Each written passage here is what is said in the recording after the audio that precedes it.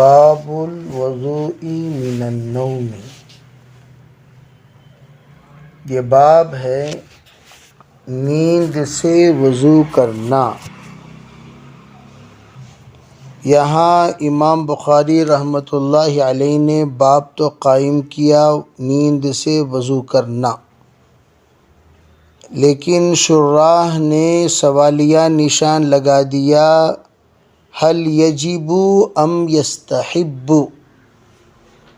شراح یہ کہنا چاہتے ہیں کیا نیند سے وضو کرنا واجب ہے یا مستحب ہے، اس پر اختلاف ہوا۔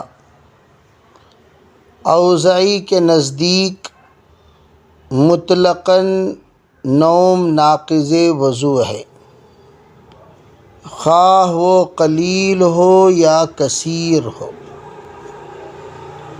اوزاعی نے قلیل و کثیر کے درمیان فرق کیے بغیر ناقض وضو ہونے کا فتویٰ دیا۔ ائمہ اربعہ کے نزدیک نوم غالب ناقض وضو ہیں، غیر غالب ناقض وضو نہیں ہے۔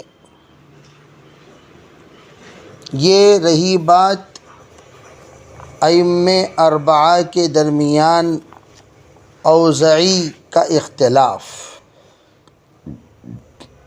اب ائمہ اربعہ میں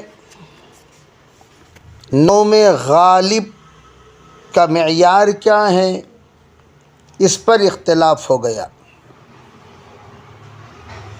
نوم غالب کے ناقض وضو ہونے کے سلسلے میں شکل میں اختلاف ہوا۔ امام صاحب رحمۃ اللہ علیہ اور دیگر ائمہ اس کے بارے میں تفصیلات بیان کرتے ہیں۔ حضرت امام صاحب رحمۃ اللہ علیہ نے اس کی مقدار بیان فرمائی جس وقت بندہ ان بیلنس ہو جائے۔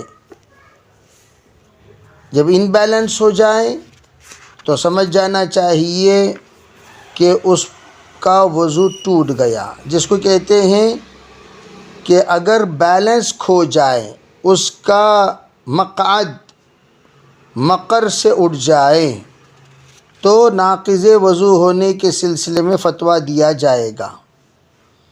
اگر اس کا مقعد ٹکا رہے اور وہ اس کی بیٹھک سے نہ ہٹے، نہ دائیں نہ بائیں، نہ آگے نہ پیچھے، تو تب اس کے وضو کے عدم ناقض وضو ہونے کا فتویٰ دیا جائے گا۔ اگر وہ بیٹھے بیٹھے سو کر دائیں بائیں آگے پیچھے گر گیا تو اس کا وضو ٹوٹ گیا، اسے دوبارہ وضو کرنا پڑے گا، یہ فرمایا۔ دیگر ائمہ گہری نیند اس کو خراٹے سے تعبیر کرتے ہیں، جب تک وہ خراٹے نہ لے تب تک ناقض وضو نہیں ہے۔ ہلکی سی بیٹھ کر سونا اس کو ناقض وضو قرار نہیں دیتے۔ غیر مقلدین اس سلسلے میں یہ کہتے ہیں کہ نیند چاہے وہ ہلکی سی خراٹے بھی لے لیں ناقض وضو نہیں ہے۔ وہ لوگ استدلال کرتے ہیں حضرت نبی اکرم صلی اللہ علیہ وسلم کی نیند پر۔ یہاں بعض علماء نے اور مزید تفصیلات بیان فرمائے۔ اس میں امام مالک رحمۃ اللہ علیہ فرماتے ہیں نوم کثیر ناقض ہے مطلقاً، اور قلیل ناقض نہیں ہے۔ ایک بات تو یہ ہوئی۔ احمد بن حنبل کا کہنا ہے قیام اور قعود میں نوم کثیر ناقض ہے، اور دونوں حالتوں میں نوم قلیل، دونوں حالتوں میں نوم کثیر ہو یا نوم قلیل ہو وہ ناقض ہیں۔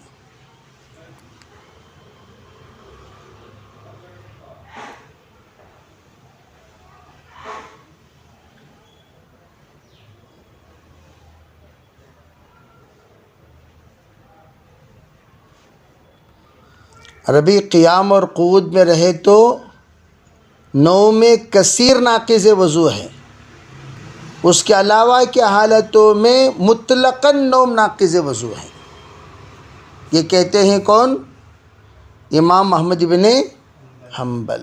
قیام اور قعود میں رہے تو نوم کثیر ناقض وضو ہے، اگر آپ مطلقاً حالت میں رہیں تو صرف نوم ناقض وضو ہے، چاہے وہ کثیر ہو یا قلیل۔ امام شافعی رحمۃ اللہ علیہ کے نزدیک جو نوم زمین پر مقعد کے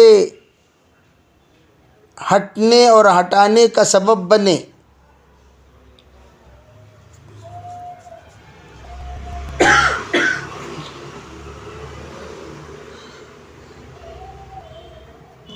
امام شافعی کے نزدیک جو نوم زمین پر مقعد کے ٹکاؤ کے ساتھ ہو وہ ناقض نہیں،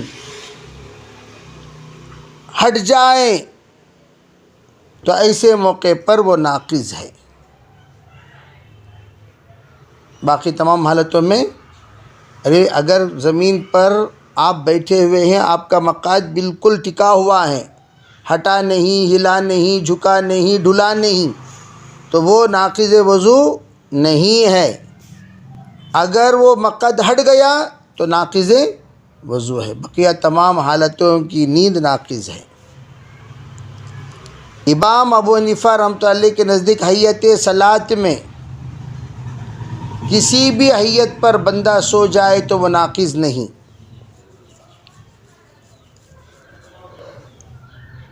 چنانچہ مسنون طریقے پر قیام، قعود، رکوع میں سو جائے تو اس کا سونا ناقض نہیں ہوگا، یہ فرماتے ہیں۔ اب ظاہری اعتبار سے آپ اگر چاروں ائمہ کے قول میں غور کریں گے تو ذرا سا کنفیوژن، بھئی یہ کس چیز کو علت بنا کر یہ لوگ ناقض وضو قرار دے رہے ہیں، تو علت کی تلاش میں آپ ایسے مصروف ہو جائیں گے کہ کون سی ایسی علت ہے ائمہ اربعہ کے نزدیک جس کی وجہ سے وہ ناقض وضو ہونے کا قرار دے رہے ہیں، تو ایک ہی علت سب کے نزدیک اجماعی طور پر پائی جاتی ہے، وہ ہے استرخاء مفاصل، یعنی جوڑوں کا ڈھیلا ہو جانا، جوڑوں کا، جس میں امام صاحب کے نزدیک استرخاء مفاصل اگر ہو گئے تو پھر سنت والی شکل باقی نہیں رہے گی، نماز میں سنت والی شکل باقی نہیں رہے گی جب استرخاء مفاصل ہو جائے۔ جب استرخاء مفاصل نہ ہو تو سنت والی شکل باقی رہے گی۔ اسی لیے نبی علیہ الصلاۃ والسلام کا ارشاد سب کے سب اپنا مستدل بناتے ہیں، وہ کیا ہے؟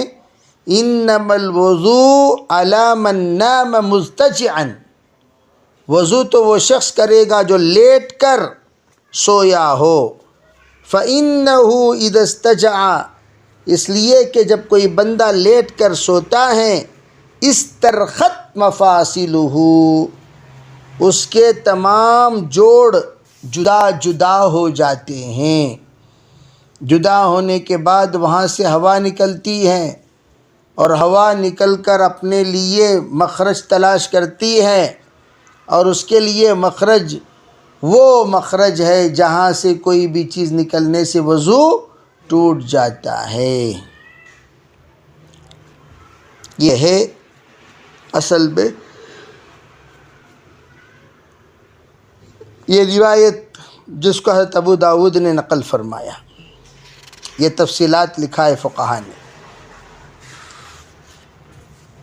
ارے بھائی بات سمجھ میں آ رہی نہیں آ رہی؟ یہ رہی بات نوم کے سلسلے میں۔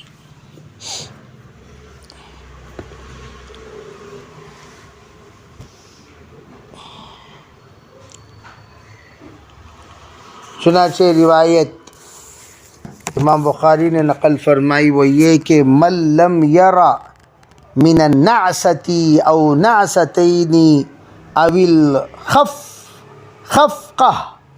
وضوءا، جو شخص ایک جھونکا دو جھونکا پائے، یعنی تو ہلکی سی نیند ہو جس میں سر ہل رہا ہو، سر